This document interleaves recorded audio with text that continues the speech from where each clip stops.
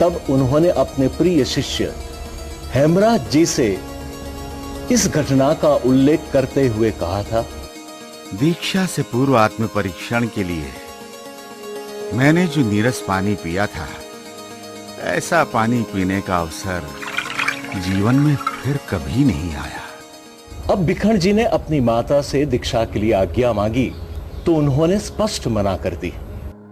तब आचार्य रघुनाथ जी स्वयं पधारे और उन्होंने कहा, बहन, अन्न वस्त्र का दान तो सभी देते हैं, मुझे तुमसे पुत्र भिक्षा चाहिए। गुरुदेव, जब भिक्खु गर्भ में था तब मैंने सिंह का सपना देखा था। तब से आस लगाए बैठी हूँ कि मेरा बेटा कोई बड़ा आदमी बनेगा। बहन, साधु तो राजाओं के राजा होते हैं। तू आज्ञा दे, तेरा बेटा साधु बनकर धर्म के जगत में सिंह की तरह गूंजेगा। ये सुनकर माता आश्वस्त हुई और उन्होंने भिखण जी को दीक्षा के लिए आज्ञा दे दी। आज्ञा मिलते ही सबसे पहले माता के जीवन निर्वाह की योग्य व्यवस्था की और फिर दीक्षा लेकर भिखण जी स्वामी बने। अब स्वामी जी का अधिक से अधिक समय धर्म ग्रंथों के गहन अध्ययन में बीतने लगा।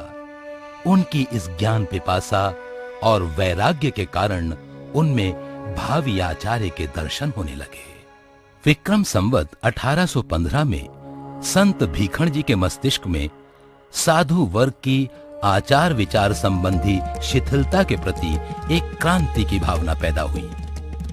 उन्होंने अपने क्रांतिपूर्ण विचारों को आचार्य रघुनाथ जी के सामने रखा। 2 वर्ष तक विचार विमर्श होता रहा।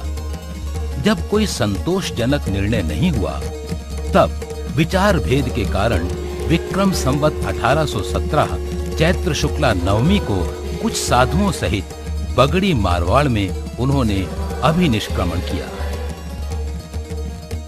उनका प्रथम प्रवास स्थल शमशान में जैत सिंह जी की छत्री में हुआ। सचमुच महापुरुषों की गति निराली ही होती है। साधारण आदमी जहां अंतिम निवास करता है, वहां आचार्य भिक्षु ने अपनी क्रांति यात्रा का प्रथम पड़ाव डाला। अभिनिष्क्रमण के साथ ही आचार्य भिक्षु पर जैसे विरोधों के पहाड़ टूट पड़े, पर वे लौह पुरुष थे। भिखण जी जोधपुर पधारे। वहां बाजार में दुकानें खुली मिल गईं। उनमें से एक दुकान के मालिक की आज्ञा लेकर वे वहां ठहर गए। बाजार होने के कारण अनेक लोग वहां धर्म चर्चा के लिए आने लगे और देखते ही देखते कुछ ही दिनों में वो स्थान धर्म चर्चा का केंद्र बन गया और वहां धार्मिक वातावरण में एक हलचल पैदा हो गई। कुछ दिनों के बाद स्वामी जी के संग ने जोधपुर से प्रस्थान किया, मगर उनके श्रावक उसी दुकान में नियमित धर्म चर्चा के लिए इकट्ठे होते थे। एक दिन जोधपुर के महामंत्री फतेहमल जी सिंघी बाजार से गुजरे। श्रावकों को दुकान में सामयिक करते देख उन्हें आश्चर्य हुआ तो पूछा, क्या बात है, आप लोग स्थानक के बदले यहाँ बाजार में सामायिक क्यों कर रहे हैं? तब तक श्रावक गेरूलाल जी व्यास ने उन्हें भिखण जी की पूरी जीवन कथनी सुनाई तथा धर्म के प्रति उनके विचारों से भी अवगत कराया। अच्छा, ये बताओ कि इस समय कितने साधु इस विचारधारा के साथ जुड़े हुए हैं? साधुओं की संख्या 13 है महाराज। और यहाँ जोधपुर में उनके कितने श्रावक हैं? हम लोग भी 13 ही है। वाह, ये भी अच्छा संयोग है। 13 साधु हैं और श्रावक भी 13 हैं। और उस समय फतेहमल जी के साथ एक सेवक जाति का कवि था। उसने उसी समय एक दोहा बनाकर सुनाया, ये साध सादरो गिलो करे ते आप रो मन सुनजो रे शहर रा लोगो।